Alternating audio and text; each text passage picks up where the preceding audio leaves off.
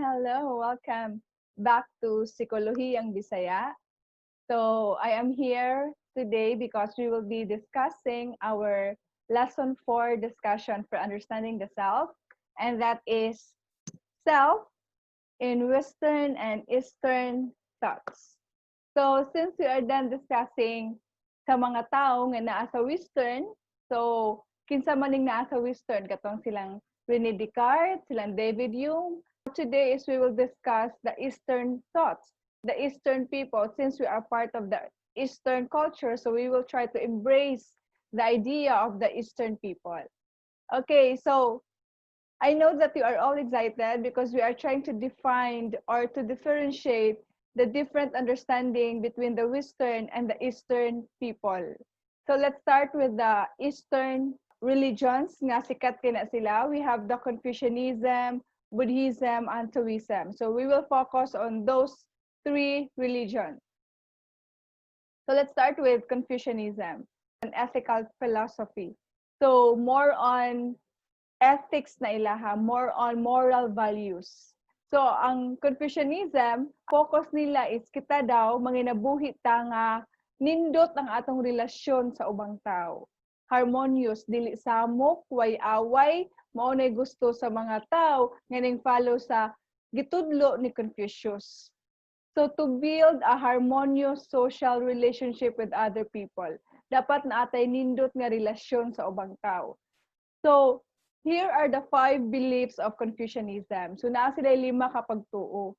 So ang una nilang pagtuo is the silver rule of behavior. So what is this all about? I know nga nakafamiliar mo aning do not do unto others what you do not want others do unto you. So kung ganahan ka nga respetuon, respetara po ang ubang tao. Kung ganahan ka palanggaon, palanggaa po ang ubang tao. So that's the silver rule of behavior. So the second is the 5 virtues. So what are those virtues? Daghan kay tag mga nindot yung mga virtues.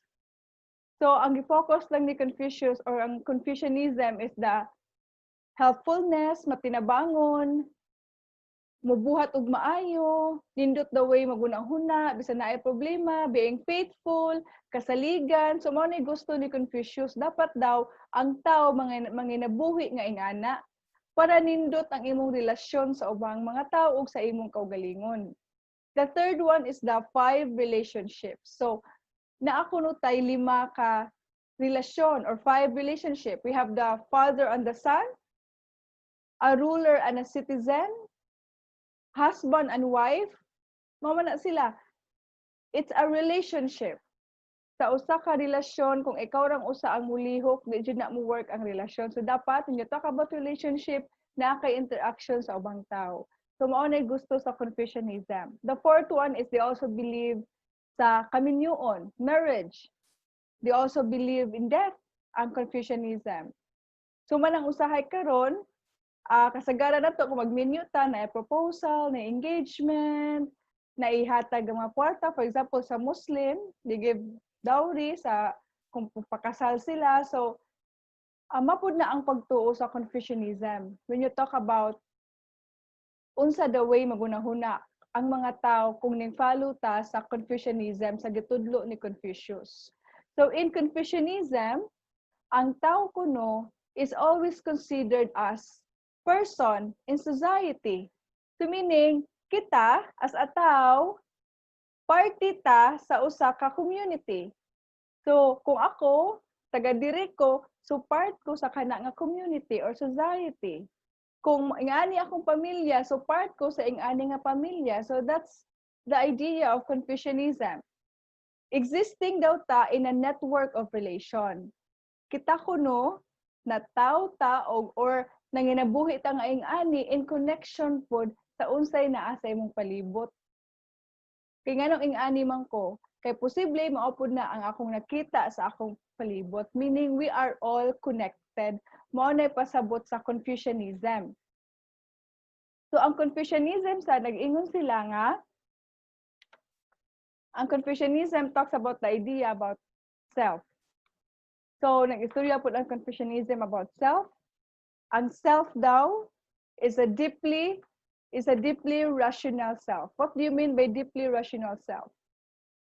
Laong nga paghuna-huna. It's a deeply rational self that respond. Nga kita kuno kay bawo man ta maghuna-huna, mo respond daw ta kung unsa pud ang ato ang nakita sa atong palibot. Diba? So, let me explain this to you. Ang Confucianism talks about the self.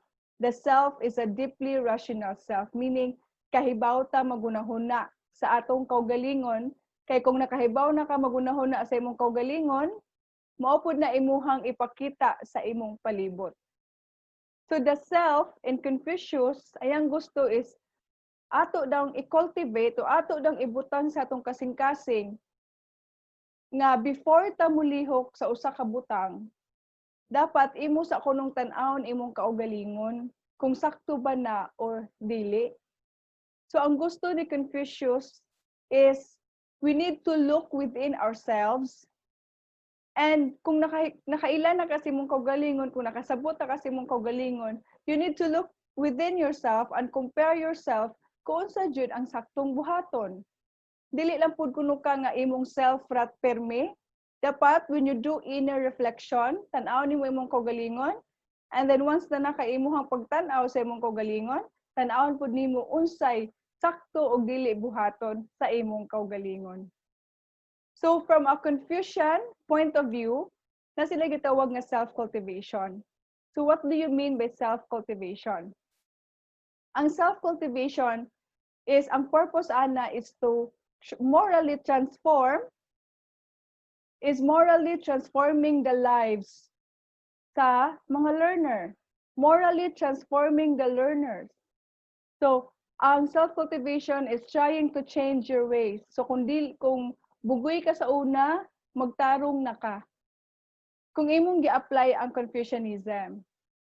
So, you are creating your own self in a good way. Morally transforming the learners so that makarealize ka kung sakto ba na imong gibuhat or dili. For example, gamay ka grado sa una.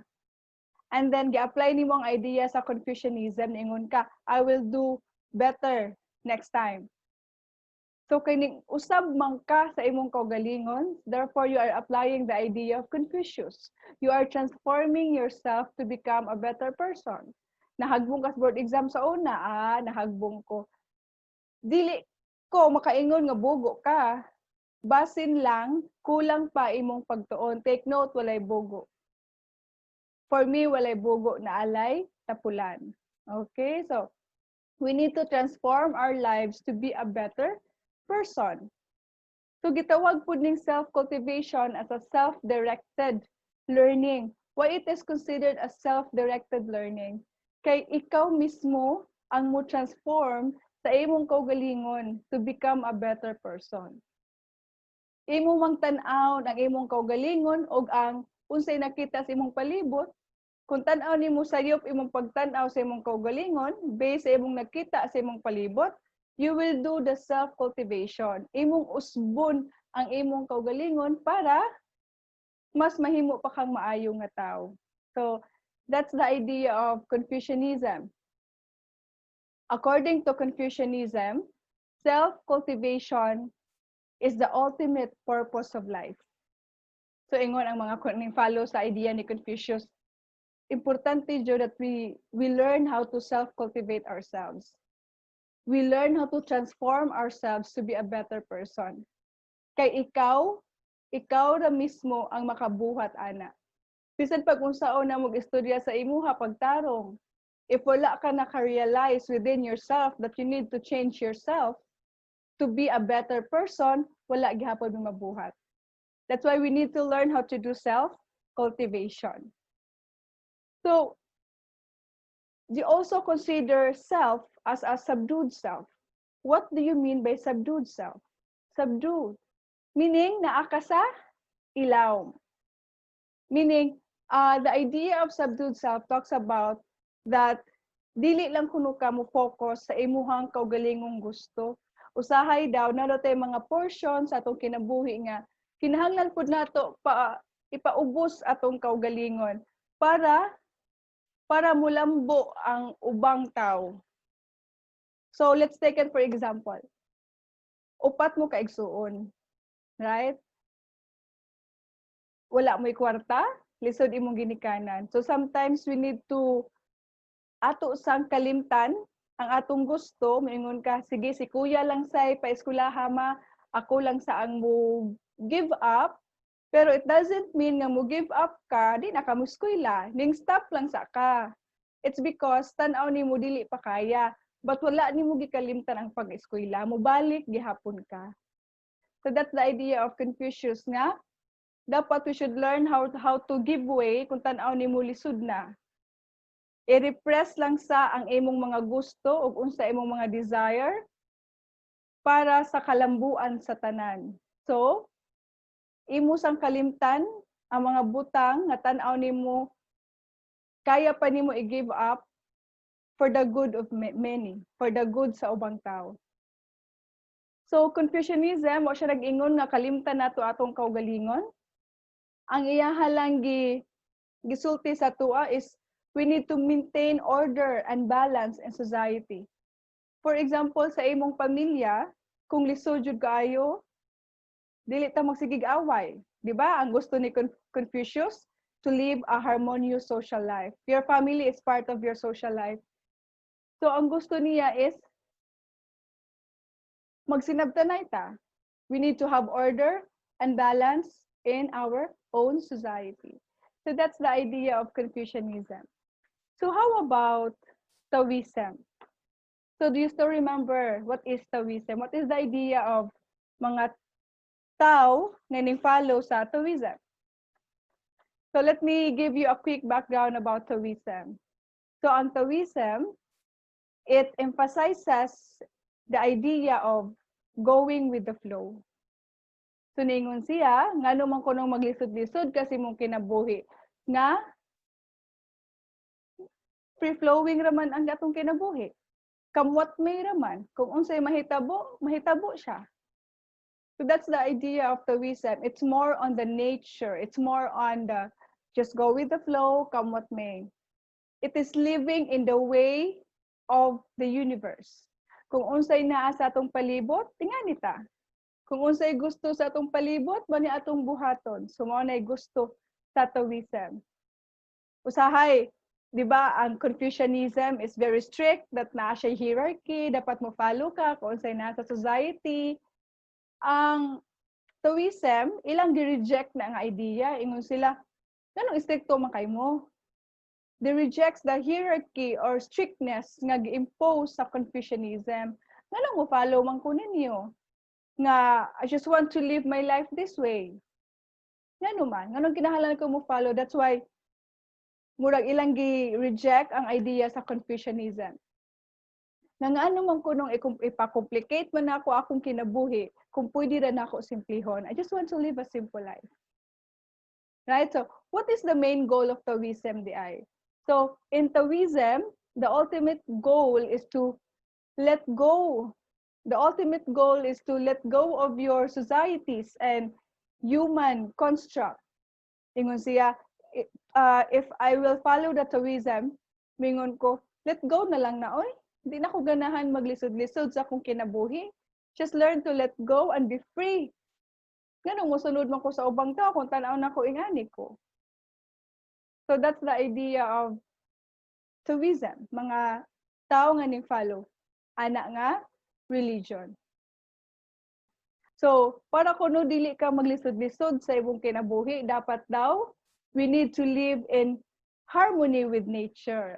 Taoism, mubalik ta sa nature.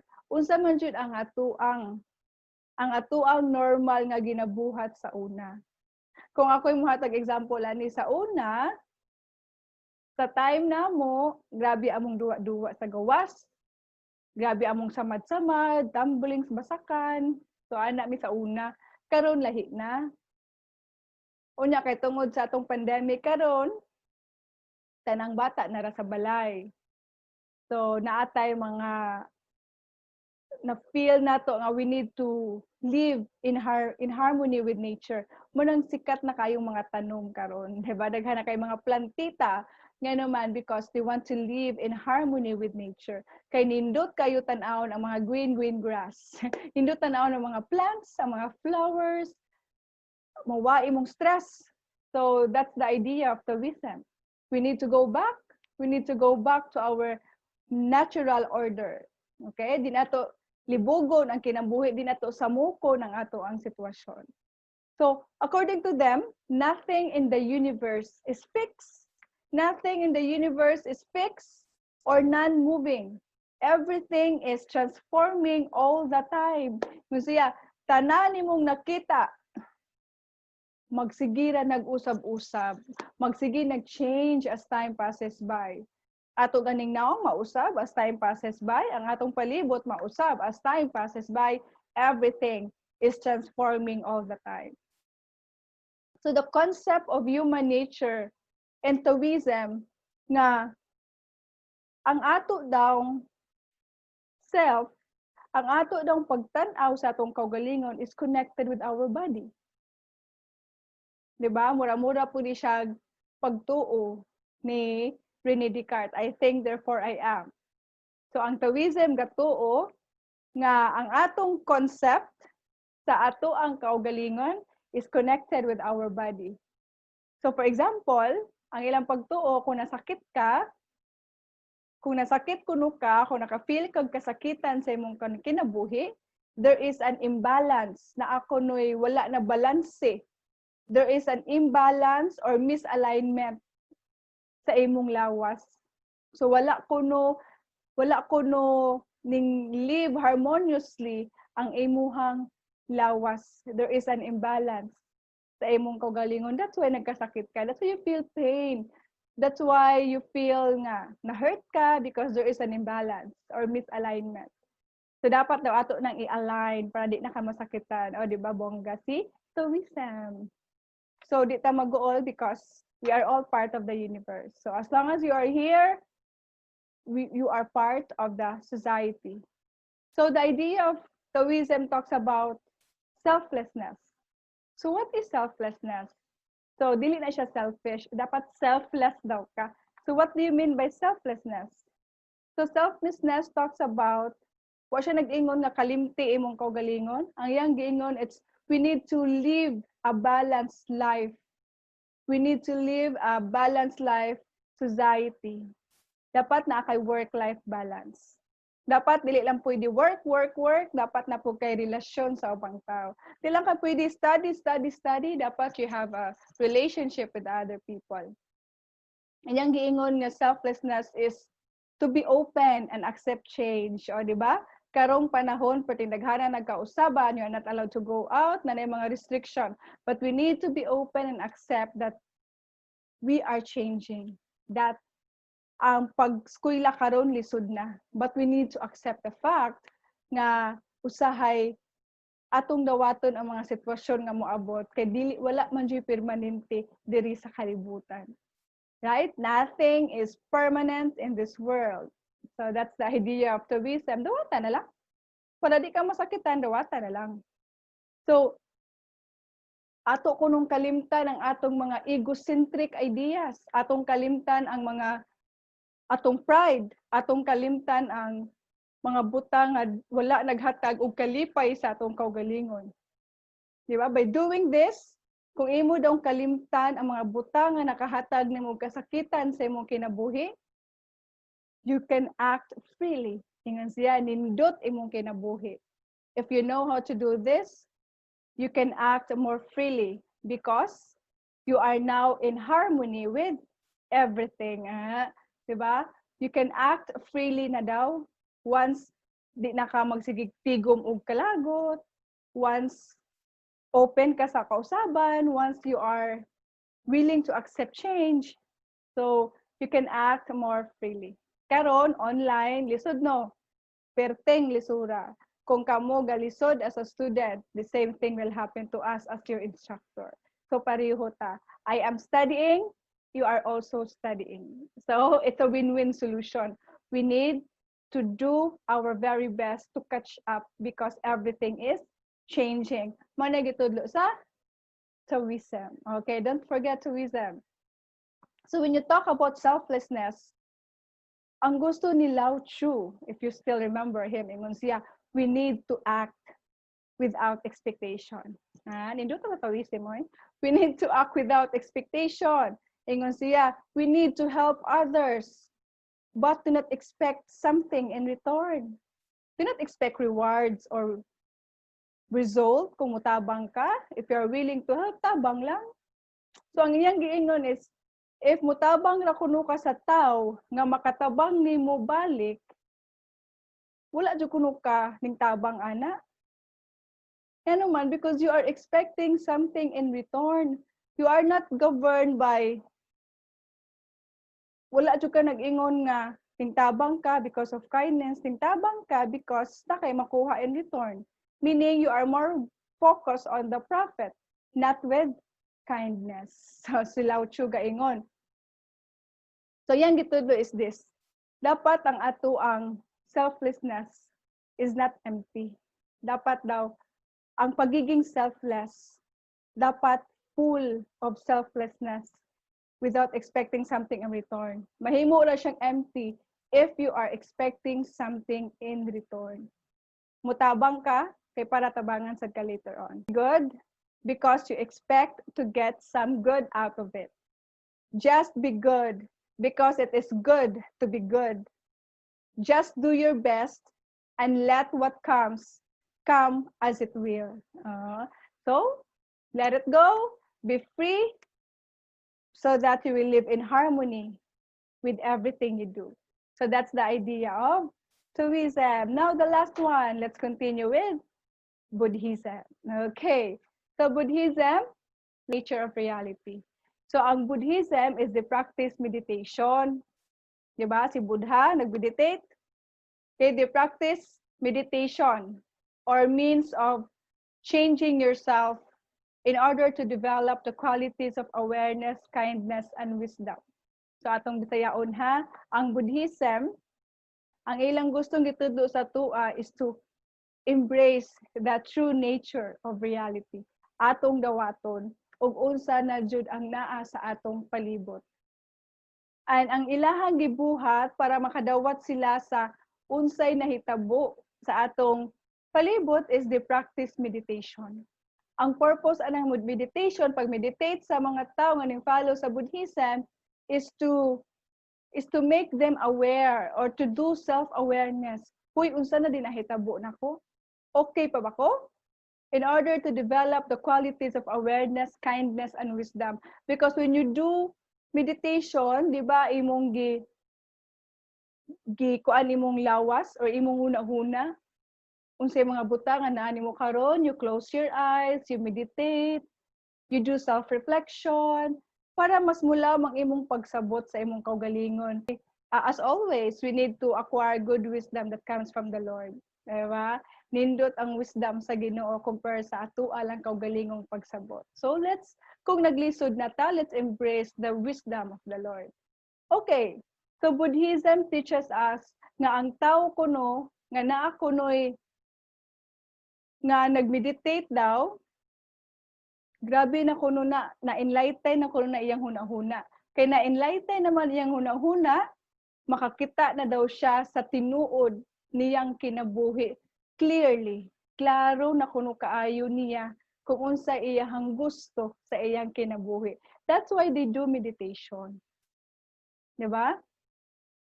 Kay nindot man kuno ang feeling when you meditate because imong tangtang ang mga bad energy, you focus more on the positive energy, and inigmata nimo boom. Makaingon na ka, wow, this is life.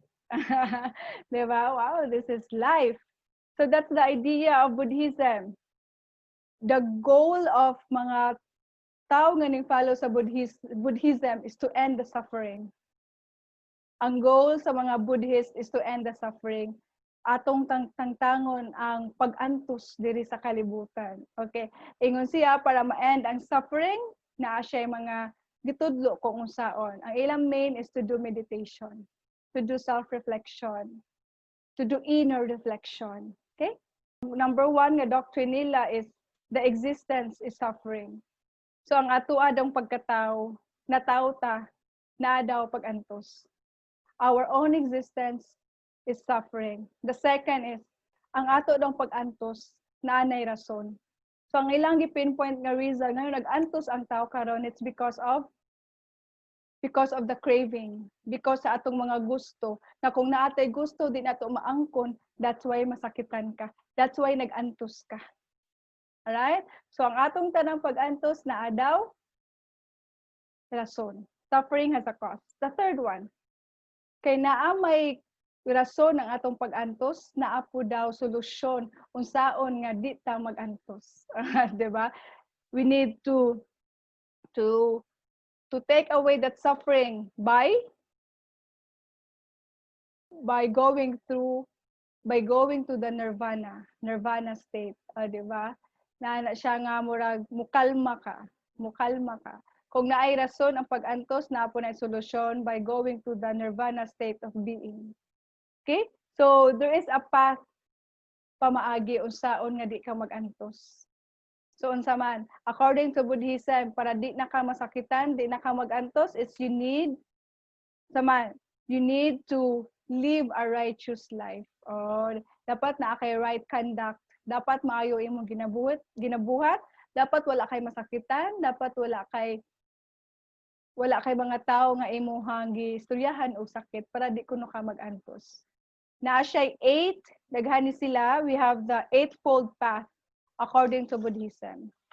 Buddhism considers self as an illusion. Ingon ang Buddhism, the way you understand yourself is just an illusion. It's not true. Okay, nganong ingon man siya, it's not true. It's possible. Ang ilang pagsabot is this, because we are born out of ignorance. Pagkatao kuno nato, wala tay nahibaw-an, nakahibaw lang ta as we go through life. We are born out of ignorance. We don't know anything. Ug naapog kuno tay mga human-centered needs. Unsa nang human-centered needs? Mga panginahanglanon sa ato ang kaugalingon. Nga ingon ang Buddhism or ang mga Buddhist, ingon sila, the self is also the source of all your suffering. So ang imo dong pagtan-aw sa imong kaugalingon is mauna siya rason nganong nag-antos ka karon. Diba, when you talk about human-centered needs, mauna yung mga panginahanglanon nato isip usa ka tawo. So nag-antos ka, for example, di mo mapalit imong gusto, you can travel anywhere because you don't have money. You get hurt. Kay nasakitan man ka, nag-antos ka, therefore you are not happy with your life. You keep on complaining. You can't act freely. Right? Bothered kay ka, wa nakakasabot unsay gusto nimong buhaton.